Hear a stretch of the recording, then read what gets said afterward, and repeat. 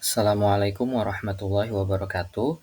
Selamat datang di presentasi kami yang berjudul Deadlock dan Starvation untuk tugas mata kuliah sistem operasi. Pada kesempatan ini, kami akan membahas konsep-konsep penting dalam sistem operasi yang berkaitan dengan deadlock dan starvation, serta bagaimana hal tersebut dapat mempengaruhi kinerja sistem. Kami adalah mahasiswa Teknik Informatika Universitas Mercu Buana. Nama saya Ahmad Ardhani Prasya dengan NIM 415230100005 dan bersama rekan saya adalah Clavina Oriski Rahmadi dengan NIM 415230100140. Mari kita mulai pembahasannya dengan mengenal apa itu deadlock dan bagaimana hal ini terjadi dalam sebuah sistem. Oke, latar belakang. Deadlock adalah kondisi di mana dua atau lebih proses saling menunggu untuk mendapatkan sumber daya yang dipegang oleh proses lain. Dalam keadaan ini, setiap proses terblokir karena mereka menunggu sumber daya yang dimiliki oleh proses lain. Akibatnya, tidak ada proses yang bisa melanjutkan eksekusi, yang menyebabkan seluruh sistem atau proses terhenti. Kondisi deadlock ini sangat penting untuk diperhatikan karena dapat menghambat kinerja sistem secara signifikan. Dalam sistem operasi dan pemrograman, penanganan deadlock merupakan hal yang sangat krusial agar sistem tetap berjalan lancar dan efisien. Sebagai ilustrasi, bayangkan ada dua proses, sebut saja P1 dan P2, yang sama-sama memerlukan tape drive. Jika P1 menggunakan tape drive dan P2 juga membutuhkannya, namun tidak bisa mendapatkan dari P1 karena P1 belum selesai, maka keduanya akan terjebak dalam kondisi deadlock, saling menunggu tanpa ada yang bisa maju. Ini adalah contoh klasik bagaimana deadlock terjadi dan mengapa penting bagi kita untuk memahami serta mengelolanya.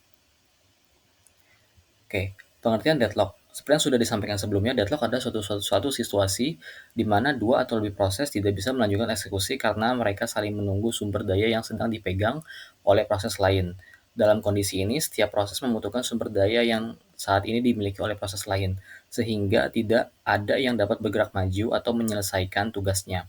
Penyebab utama deadlock yaitu deadlock terjadi ketika sumber daya yang dibutuhkan oleh suatu proses sedang dipegang atau digunakan oleh proses lain, menciptakan siklus tunggu yang tidak berakhir.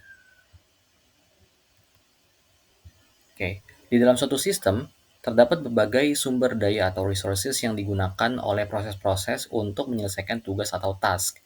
Sumber daya ini bisa berupa siklus CPU, ruang memori, atau perangkat I/O. Sumber daya ini diberi label misalnya R1, R2, R3, sampai Rm. Dan setiap tipe sumber daya memiliki sejumlah unit atau anggota yang dilambangkan dengan WI.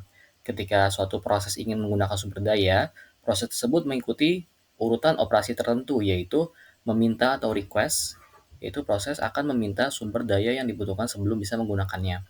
Lalu memakai atau use, yaitu setelah mendapatkan akses, proses akan menggunakan sumber daya tersebut untuk menyelesaikan tugasnya. Lalu yang terakhir melepaskan atau rilis. Setelah selesai, proses harus melepaskan sumber daya agar bisa digunakan oleh proses lain. Model ini penting untuk dipahami karena mengatur bagaimana proses berinteraksi dengan sumber daya dalam sistem. Oke, gambar ini merupakan ilustrasi deadlock dalam konteks sistem operasi, di mana kendaraan-kendaraan yang berhadapan pada persimpangan jalan dapat diibaratkan sebagai proses dalam sistem yang sedang menunggu sumber daya. Pada gambar A, menunjukkan situasi di mana deadlock mungkin terjadi. Setiap mobil sedang menuju ke persimpangan dan masing-masing siap untuk memasuki area yang telah diisi oleh mobil lain. Ini menggambarkan potensi deadlock di mana mobil-mobil bisa saling menunggu jika tidak ada yang bergerak terlebih dahulu atau tidak ada mekanisme kontrol. Lalu pada gambar bagian B, menunjukkan situasi deadlock yang sebenarnya. Setiap mobil, yaitu mobil 1, 2, 3, dan 4, berada di persimpangan dan saling menunggu mobil lain untuk bergerak agar dapat melanjutkan perjalanannya. Tidak ada mobil yang bisa bergerak maju karena setiap mobil membutuhkan jalur yang dihalangi oleh mobil lain. Ini menciptakan siklus tunggu yang tidak berujung yang merupakan karakteristik utama dari deadlock. Sebagai contoh, mari kita asumsikan kita memiliki dua proses, yaitu P1 dan P2. Sekarang proses 1 atau P1 memegang sumber daya R1 dan menunggu sumber daya atau resource R2. Pada saat yang sama, proses P2 memiliki sumber daya R2 dan sedang menunggu sumber daya R1. Jadi proses P1 sedang menunggu proses 2 untuk melepaskan sumber dayanya, dan pada saat yang sama, proses P2 sedang menunggu proses P1 melepaskan sumber dayanya, dan tidak ada yang melepaskan sumber daya apapun. Alhasil, keduanya saling menunggu untuk satu sama lain melepaskan sumber daya tersebut. Hal ini menyebabkan penantian yang tak terujung dan tak terbatas, dan tidak ada pekerjaan yang bisa dilakukan di sini. Hal ini disebut deadlock. Jika sebuah proses dalam kondisi menunggu dan tidak dapat mengubah keadaannya karena sumber daya yang dibutuhkan oleh proses tersebut dipegang oleh proses lain, maka sistem dikatakan dalam kondisi deadlock. Lalu, kondisi penyebab deadlock. Untuk deadlock bisa terjadi, ada 4 kondisi yang harus terpenuhi secara bersamaan atau simultan dalam sebuah sistem, yaitu mutual exclusion, halt and wait, no preemption, dan circular wait. Masing-masing dari bagian kondisi ini akan dijelaskan pada slide berikutnya. Oke, yang pertama ada mutual exclusion, yaitu sumber daya yang dibutuhkan hanya digunakan oleh suatu proses pada satu waktu. Jika suatu sumber daya sedang digunakan oleh suatu proses lain, maka proses lain tidak dapat menggunakannya hingga dilepaskan. Jadi, intinya, sumber daya hanya bisa digunakan oleh satu proses pada satu waktu. Dengan kata lain, jika sebuah proses P1 menggunakan sumber daya R pada saat tertentu, maka proses P2 tidak dapat memegang atau menggunakan sumber daya R yang sama pada saat tertentu.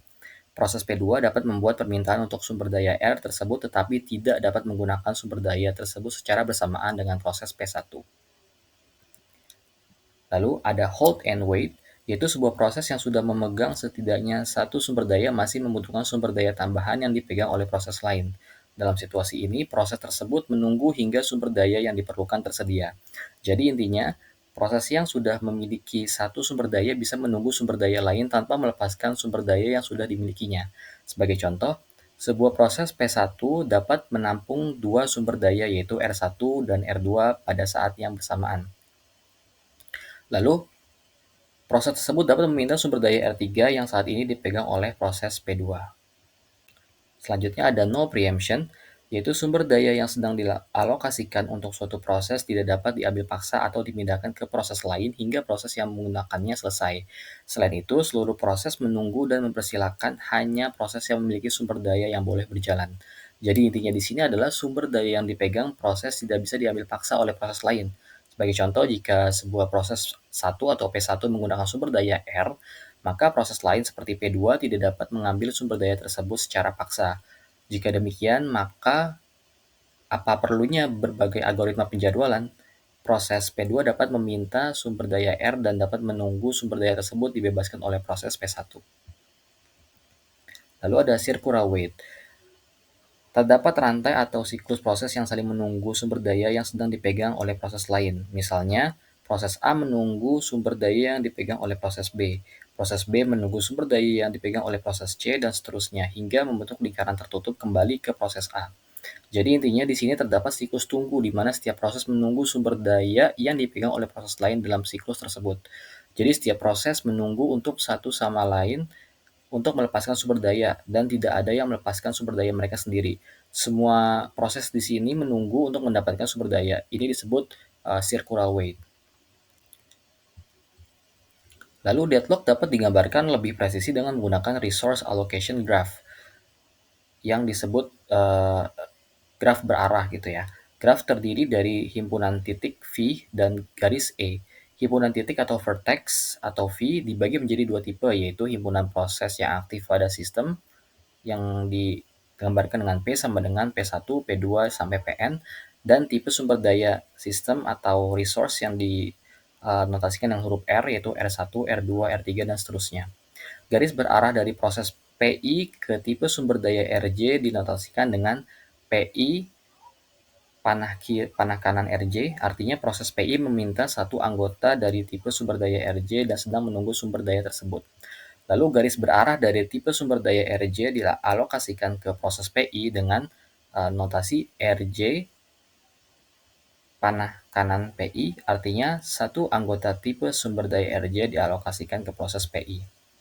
Garis berarah PI ke RJ disebut request edge, dan garis berarah dari RJ ke PI disebut assignment edge.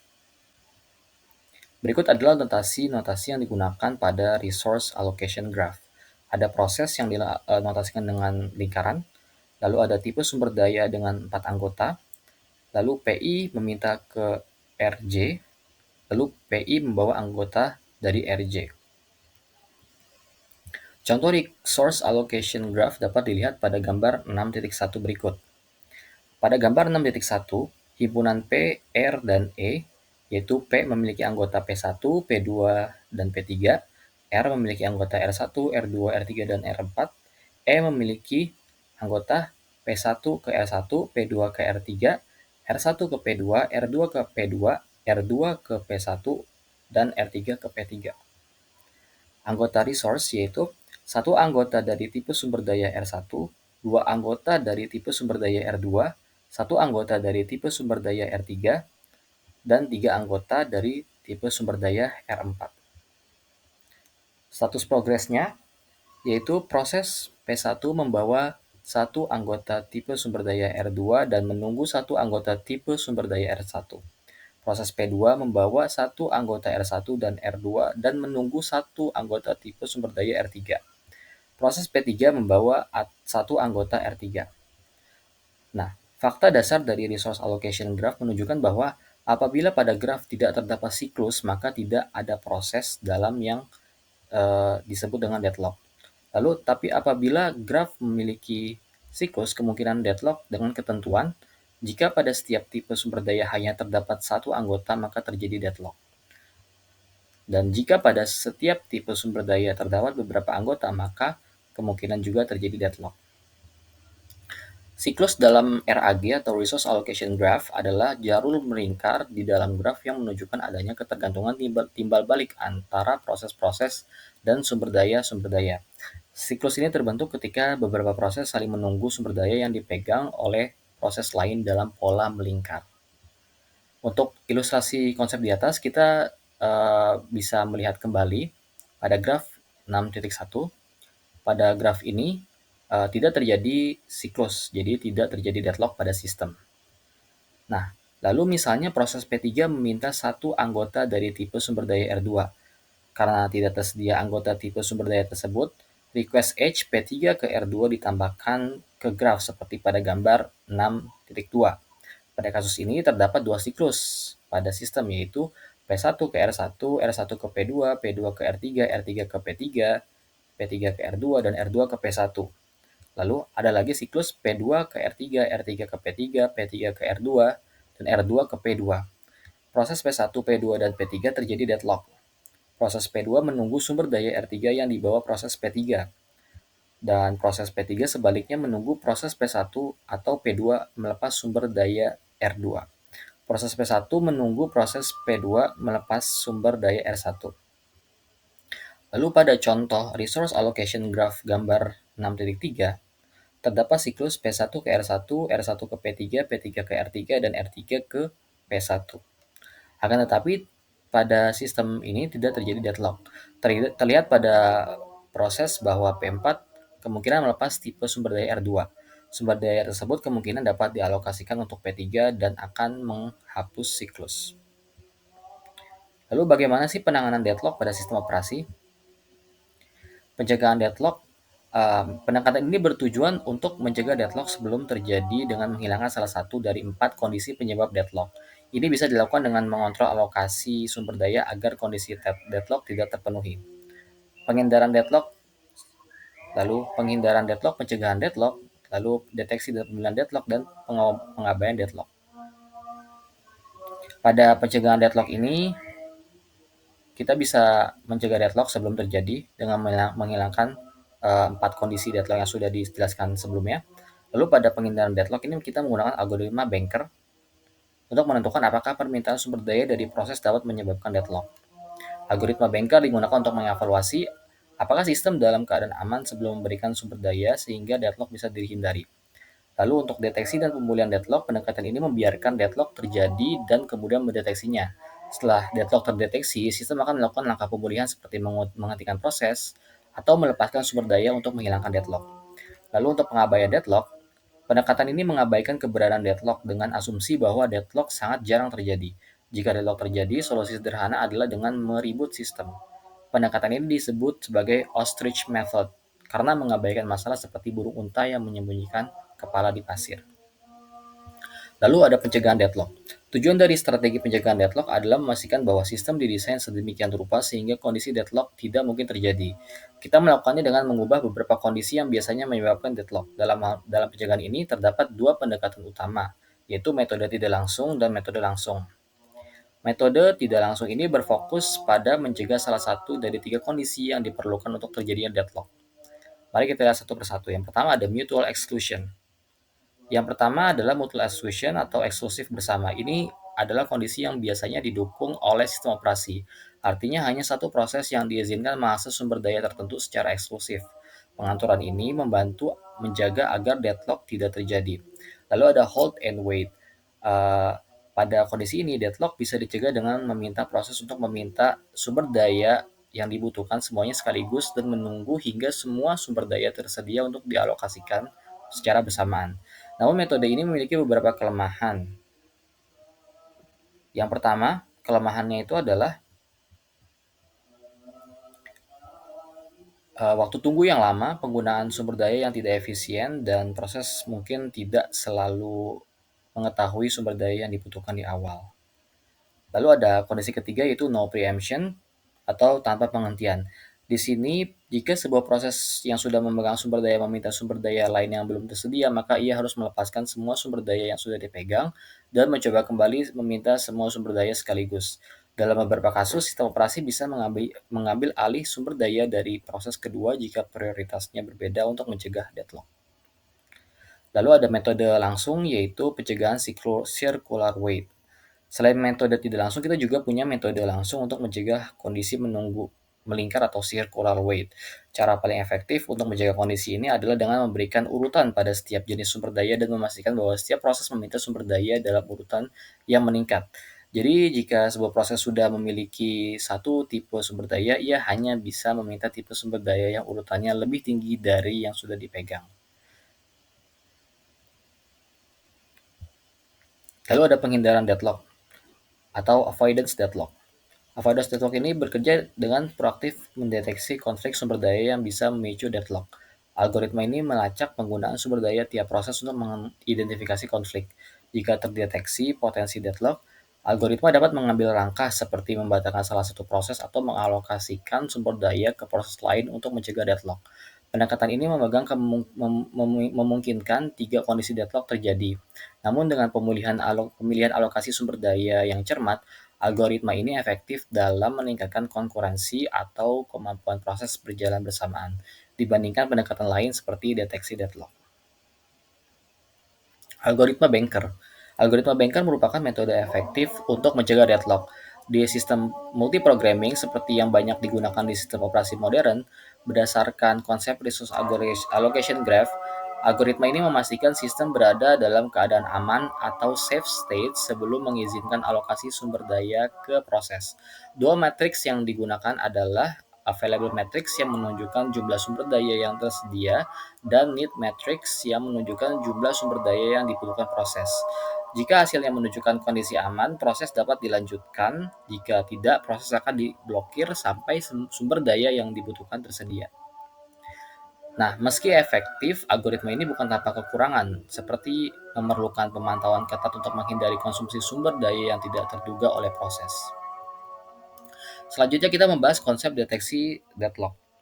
Pendekatan ini bekerja dengan melacak circular waiting, yaitu kondisi di mana proses saling menunggu sumber daya satu sama lain hingga tidak ada yang bisa melanjutkan. Algoritma deteksi deadlock secara berkala memeriksa keadaan sistem untuk mendeteksi apakah ada proses yang mengalami deadlock. Jika ditemukan deadlock, sistem dapat mematikan atau menghentikan satu atau beberapa proses untuk menghilangkan deadlock tersebut. Kelebihan metode ini adalah fleksibilitasnya. Metode ini tidak membatasi akses sumber daya dan permintaan sumber daya selalu diberikan kapanpun memungkinkan. Selain itu, proses tidak perlu menunggu lama untuk memulai. Namun kekurangannya adalah adanya resiko kerugian akibat preemption, yaitu ketika proses yang sedang berjalan dihentikan secara paksa untuk menyelesaikan deadlock. Lalu ada pengabaian deadlock atau metode deadlock ignorance atau juga disebut sebagai ostrich algorithm, di mana pendekatan ini, sistem operasi sepenuhnya mengabaikan deadlock.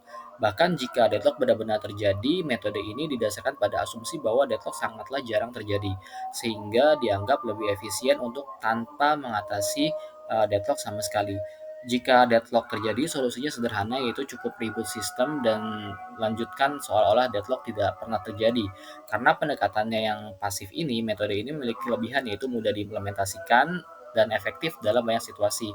Namun kekurangannya adalah metode ini tidak memberikan informasi tentang kondisi deadlock yang sedang terjadi dan dapat menyebabkan penurunan kinerja jika deadlock memblokir sistem terlalu lama. Nah, itu adalah penjelasan mengenai pengertian dan juga cara menangani deadlock yang sudah saya jelaskan. Selanjutnya akan dijelaskan oleh rekan saya, yaitu Lavina Orizky Rahmadi. Dipersilahkan. Baik semuanya, perkenalkan nama saya Clavino Rizky Rahmadi dengan NIM 41523010140.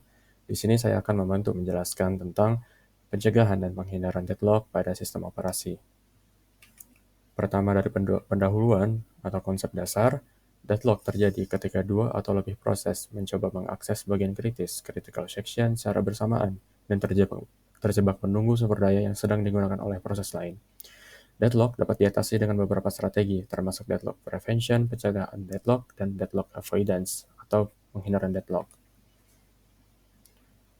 Pertama, pencegahan deadlock, atau deadlock prevention. Kita dapat mencegah terjadinya deadlock dengan menghilangkan salah satu dari 4 kondisi deadlock.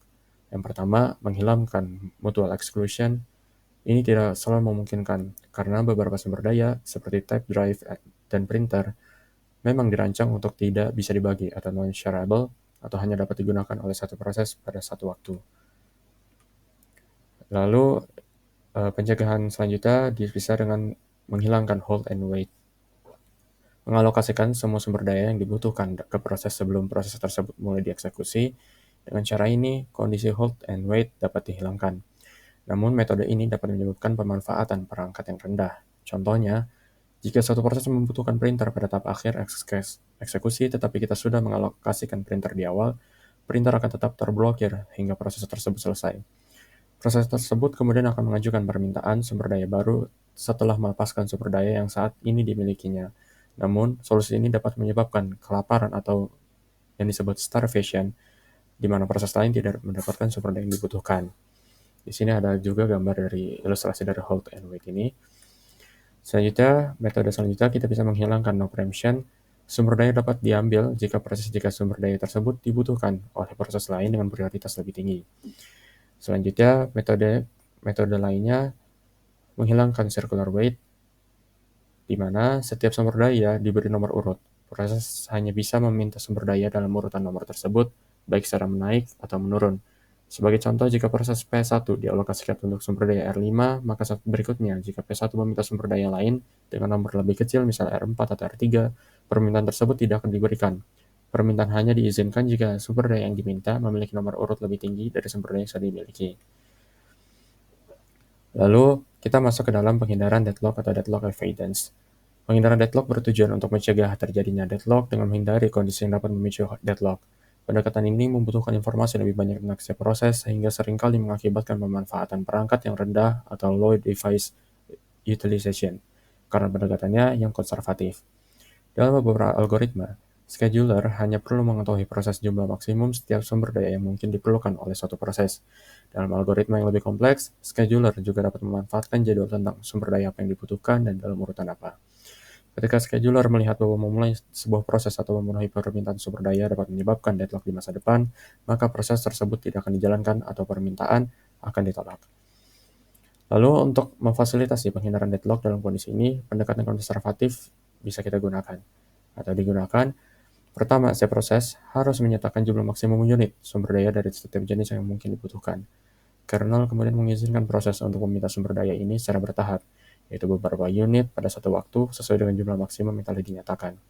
Kernel menggunakan teknik analisis skenario terburuk untuk memeriksa kemungkinan deadlock di masa mendatang. Permintaan sumber daya hanya akan dipenuhi jika tidak ada kemungkinan deadlock.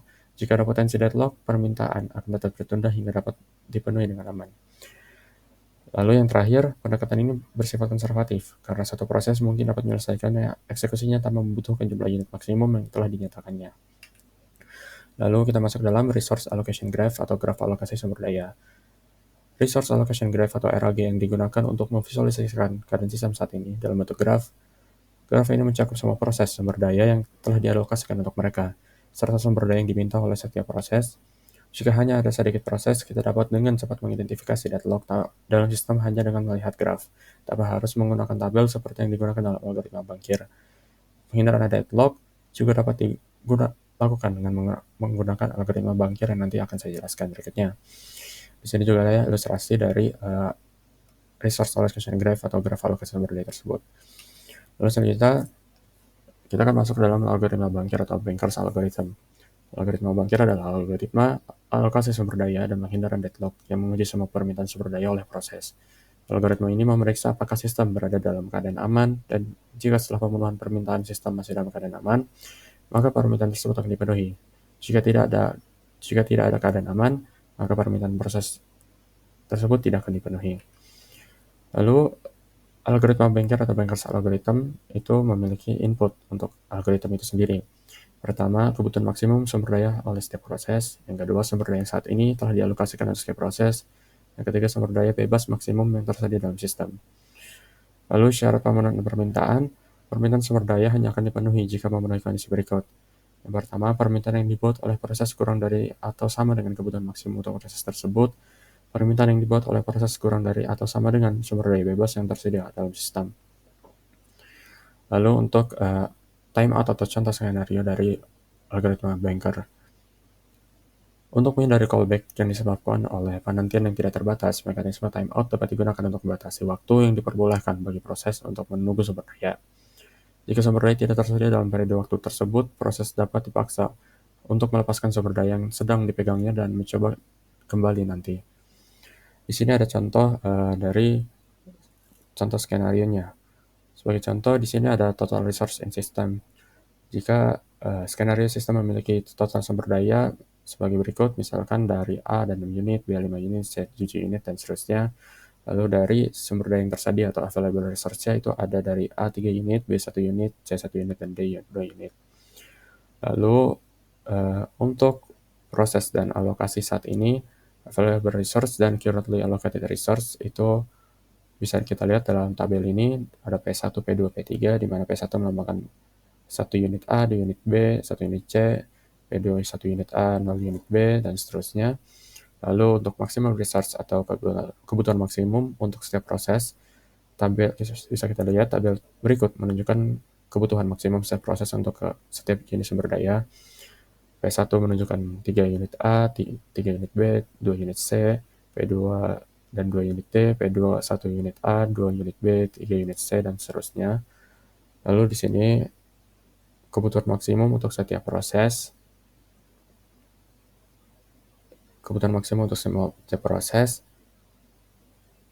dan yang terakhir itu ada need atau perhitungan kebutuhan need, di mana kebutuhan sumber daya dihitung dengan rumus need sama dengan maximum resource maksimal dengan tadi currently allocated resource, dan menghasilkan tabel-tabel seperti yang tertera pada gambar P1, P2, P3. Dengan contoh skenario tersebut, dengan menghitung kebutuhan sumber daya seperti sebelumnya, sistem dapat menggunakan algoritma seperti algoritma Bankir untuk menentukan apakah pemenuhan permintaan sumber daya oleh proses-proses ini akan menghasilkan keadaan aman atau tidak, serta menghindari terjadinya deadlock dengan mempertimbangkan sumber daya yang tersedia, alokasi saat ini, dan kebutuhan maksimum yang setiap proses.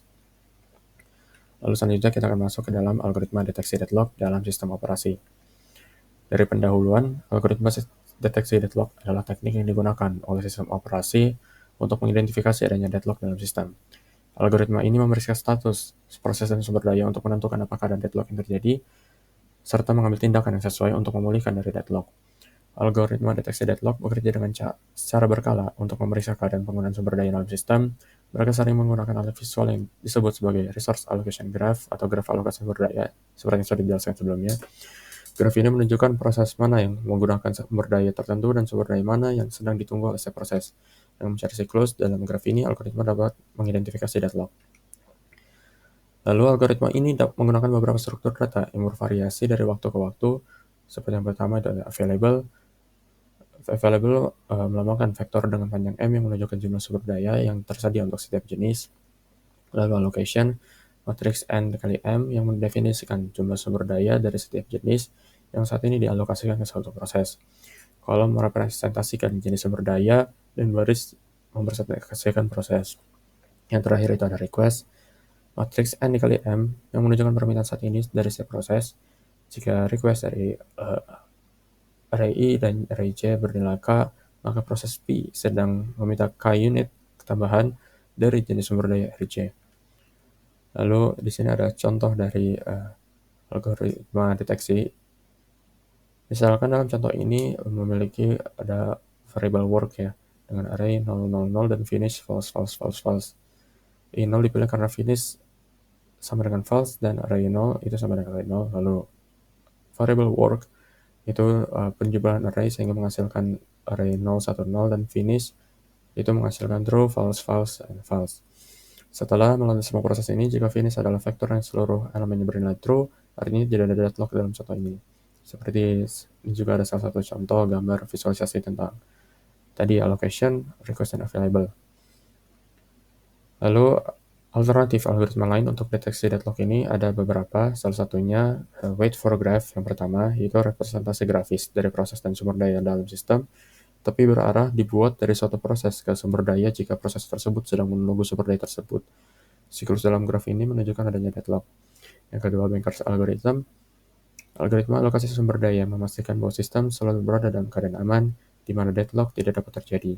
Yang ketiga ada resource allocation graph, representasi grafis dari proses dan sumber daya, tapi berarah dari proses ke sumber daya, menunjukkan bahwa proses tersebut sedang memegang sumber daya tersebut.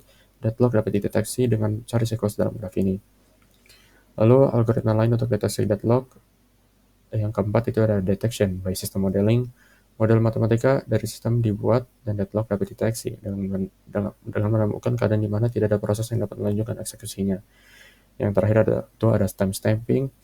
Setiap proses diberikan timestamp dan sistem memeriksa apakah ada proses yang menunggu sumber daya yang dipegang oleh proses dengan timestamp lebih rendah. Selanjutnya kita akan membahas tentang starvation dalam sistem operasi.